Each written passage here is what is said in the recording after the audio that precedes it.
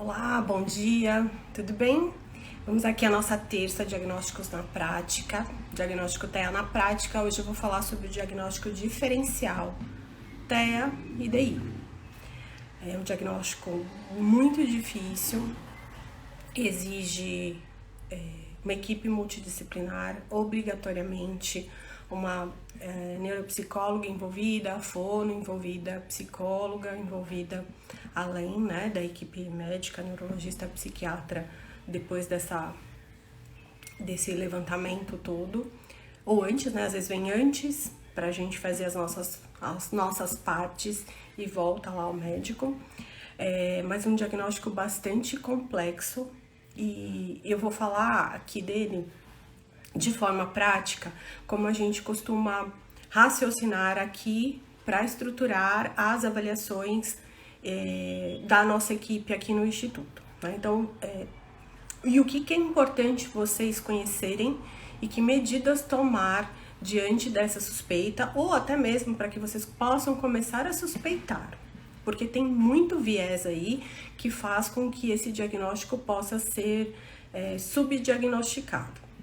O primeiro motivo dessa dificuldade é que a deficiência intelectual, que lá no CID-11 vai estar como transtorno do desenvolvimento intelectual, como um transtorno do neurodesenvolvimento, ele é comórbido e ele é diferencial do TEA, né? O nosso foco aqui é o transtorno do espectro autista. Então ele pode estar junto e ele pode ser um diagnóstico separado do transtorno do espectro autista. E isso já causa muita complicação. Saber quando um, quando o outro, quais são exatamente as minúcias. Toda a literatura fala de muita dificuldade em fazer esse diagnóstico de maneira efetiva, propõe equipes multidisciplinares devidamente capacitadas para fazer esse diagnóstico diferencial. Então, rapidinho, deficiência intelectual lá no nosso guia no DSM-5, né? Partindo do que está lá no DSM-5, deficiência intelectual. Ela tem 3 critérios, critério A, B e C. O critério A fala de déficits nas funções intelectuais. Então, esse déficit exige a utilização de testes padronizados, né? Então, testes que vão avaliar raciocínio, que vão avaliar solução de problemas, planejamento, enfim, é o famoso QI. Tem algumas crianças que não é possível, alguns casos, algumas crianças que não é possível fazer essa avaliação de QI, aí é preciso usar toda a expertise do profissional, raciocínio clínico, enfim, mas a grande maioria é possível utilizar. Existem testes que podem ser utilizados em crianças oralizadas, né, a partir as idades corretas. O profissional precisa ser capacitado para a aplicação desses testes. São os psicólogos que aplicam. Em geral, nas equipes multidisciplinares, a gente conta com um psicólogo, especialista em avaliação do autismo, por exemplo, um fonoaudiólogo, especialista em autismo, e uma neuropsicóloga, que tem também todo o manejo com as crianças autistas. Então, a psicóloga avalia a questão comportamental e a neuropsicóloga as questões mais relacionadas às funções neuropsicológicas. Mas os psicólogos também podem avaliar, podem aplicar os testes, né? Aqui a gente não faz assim, a gente utiliza cada um no seu quadrado. A gente entende que assim é o ideal, principalmente em casos de DI, né?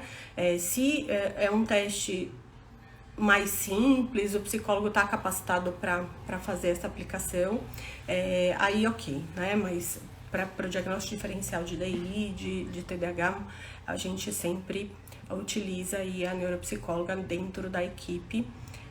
Algumas pessoas me perguntam, alguns pais, né, me perguntam, olha, mas eu posso fazer só com a psicóloga, só com a fono, né, só com a neuro? Esse diagnóstico específico a gente só faz em conjunto. Então, a gente discute, a gente conversa, a gente elabora como vai ser essa avaliação, e a gente entende que isso é o que garante a melhor qualidade do nosso trabalho. Pode ser feito separado? Fazer com uma neuropsicóloga num consultório, com a psicóloga em outro, com a fono em outro? Pode.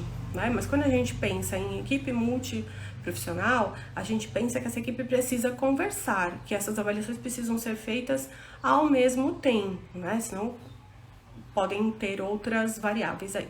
Mas voltando, critério A, déficits nas funções intelectuais. Então, isso é feito através dos testes, esses testes padronizados, e a gente precisa, para que isso esteja aí em déficit, né, levar em consideração uma série de coisas que é a expertise mesmo que vai trilhar esse caminho, né?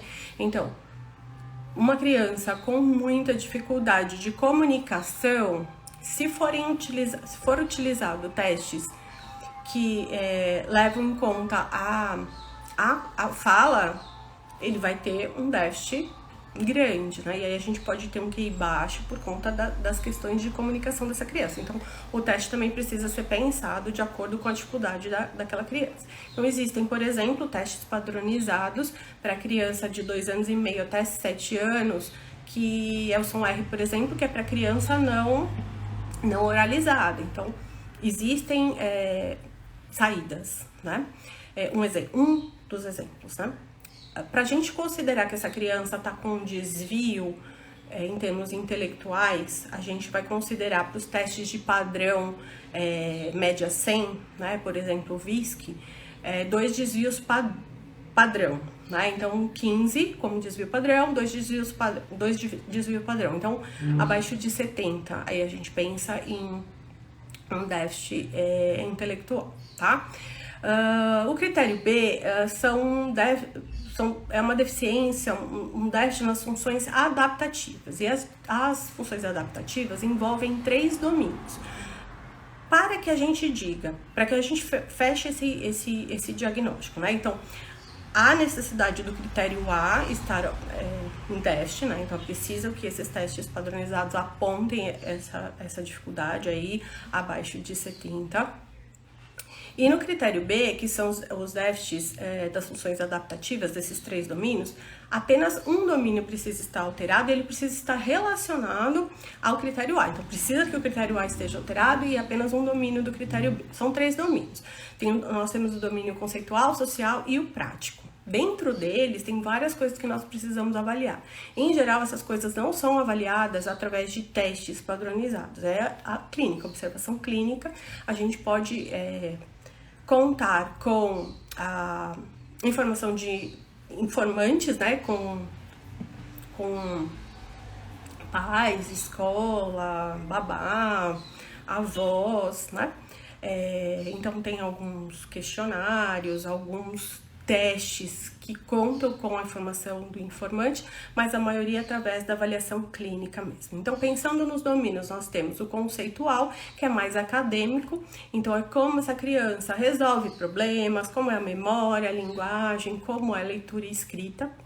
A parte social, percepção, sentimentos, como a empatia, a comunicação. Só por aí vocês já podem ver como isso se confunde, como isso pode parecer terra, né? Então, assim, se a criança tem um déficit no domínio social, lá das funções adaptativas, né? Então, se ela tem um déficit na percepção dos sentimentos, na expressão dos sentimentos, na empatia, na comunicação, nas habilidades de fazer amizade, isso pode parecer terra, né? Para quem não tem o olhar treinado e se essa avaliação não for uma avaliação especializada. É difícil, porque a criança com o transtorno do desenvolvimento intelectual, ele, o que chamam de TEA-like, né? Parece TEA, tem os comportamentos de TEA, tem sinais de TEA, além da questão do movimento repetitivo estereotipado, o transtorno do movimento estereotipado, que eu vou falar daqui a pouquinho. Então, lá no social, nós temos a percepção dos sentimentos, nós temos a empatia, as habilidades de comunicação, dificuldade de fazer amizade, julgamento social, tudo isso vai ser avaliado lá no campo do domínio social, no critério B. E no campo prático, nós temos os autocuidado, como a criança toma conta do dinheiro, controle do próprio comportamento, né? Controle inibitório, organização de tarefas escolares. Pensando nas pessoas mais velhas, iria para o campo profissional, né? Então, assim, as funções adaptativas, elas, o que a gente vai avaliar é se essa pessoa, ela alcança o padrão da comunidade. É meio... Mas é isso, né? Tá inclusive assim lá no DSM-5. Se essa pessoa tá alcançando os padrões das pessoas com a mesma idade da comunidade, né? E de independência, responsabilidade social, enfim, esse é o critério de funções adaptativas. Pensando nesses 3 domínios, apenas um precisa estar alterado, ele precisa estar relacionado ao critério A alterado, como eu falei. Aí a gente vai pensar em deficiência intelectual. Por que que esse diagnóstico ele é tão difícil? Porque tem muita coisa que pode parecer TEA, tá? Então, por exemplo, uma criança com toda essa característica, ela pode... como diferenciar de TEA, né? Lembrando lá dos critérios de TEA, critério A, B, C, D e E. Critério A, déficits na comunicação social. Então, essa criança vai ter alterações na forma como ela vai se relacionar, já falei aqui inúmeras vezes dos critérios de TEA, né? Reciprocidade socioemocional, déficits em comportamentos comunicativos não verbais, dificuldade em iniciar, em compreender, fazer, manter as relações, como critério A. Comunicação social, precisa estar alterado para a gente pensar em TEA.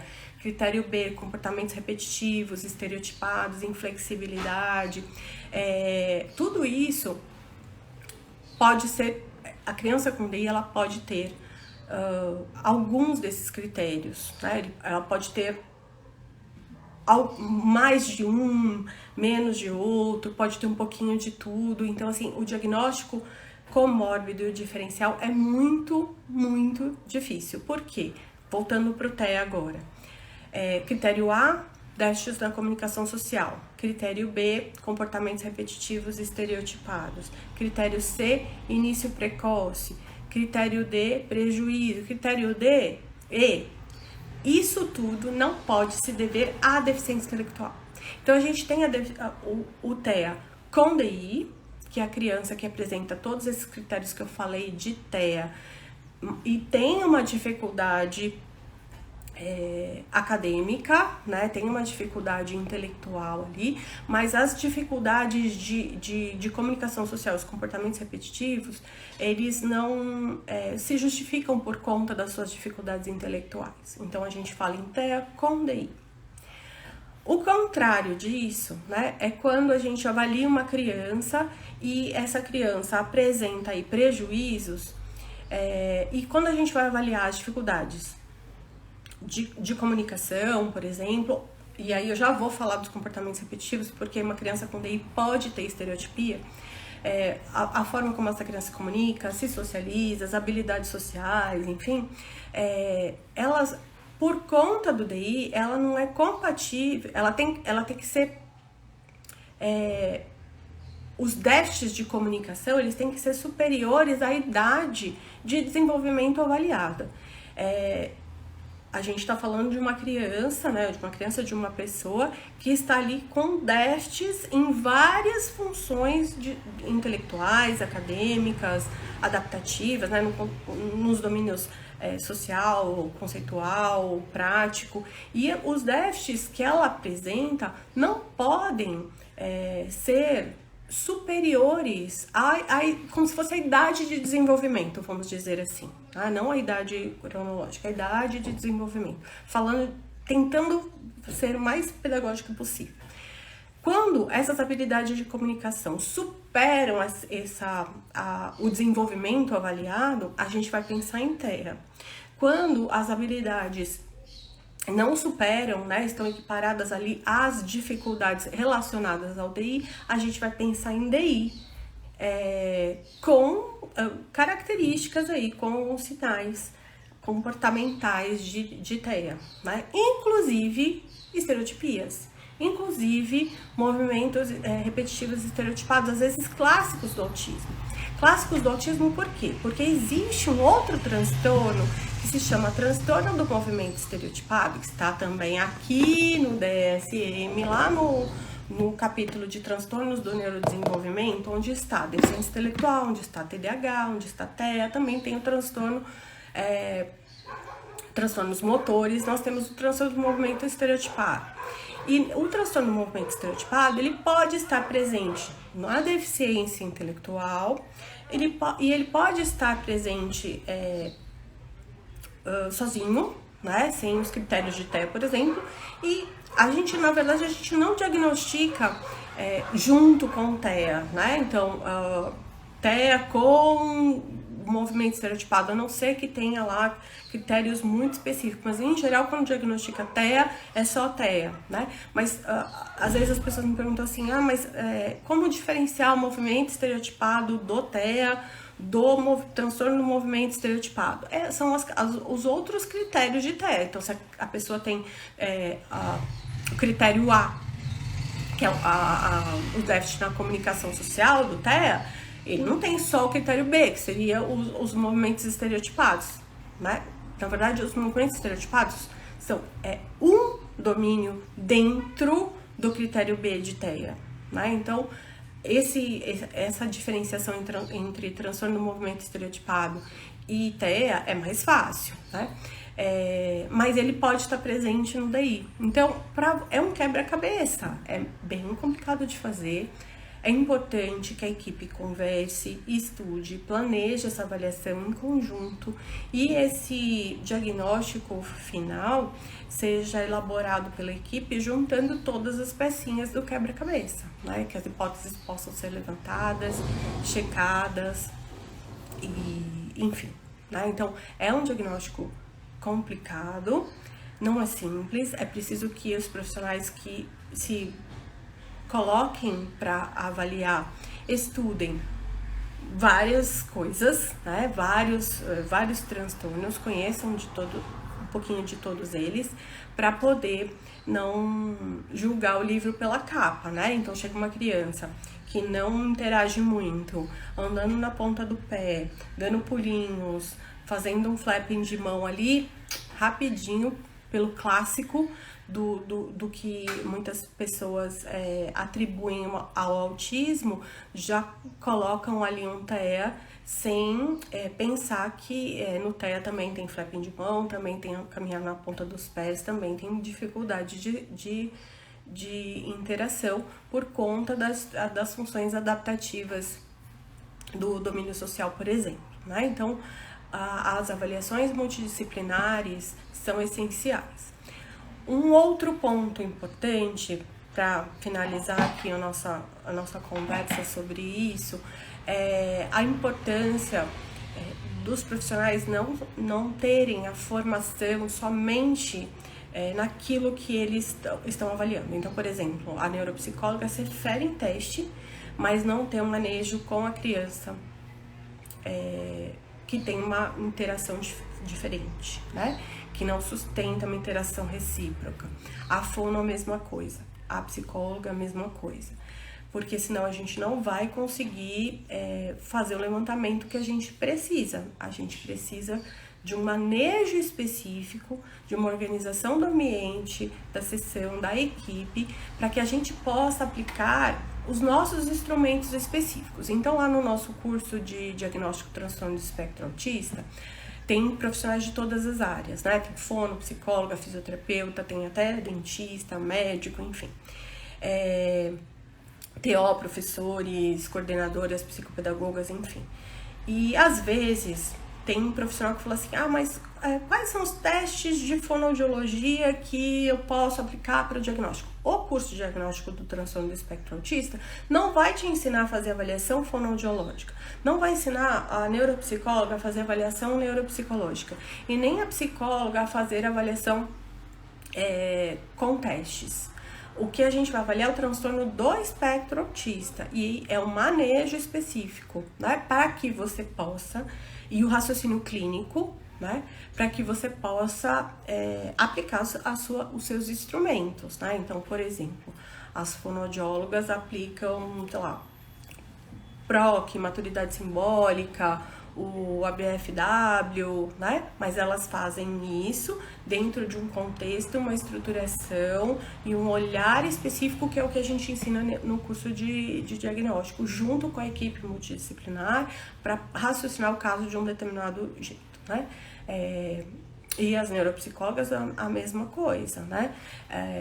Uma criança que chega com mutismo seletivo, por exemplo, né? Ou mutismo não, com a suspeita, né? Uma criança que não fala e a gente aí levantando hipótese de mutismo seletivo, DI, TEA, a neuropsicóloga precisa se armar de uma conduta, de um estilo de conduta específico, desde a organização dos brinquedos, da sala, do manejo, da conduta com essa criança, porque ela vai ter que construir provas ecológicas para poder avaliar essa criança de uma outra forma. Se a criança não responde, não interage, enfim. A mesma coisa a fono, a mesma coisa a psicóloga, a mesma coisa a psicopedagoga.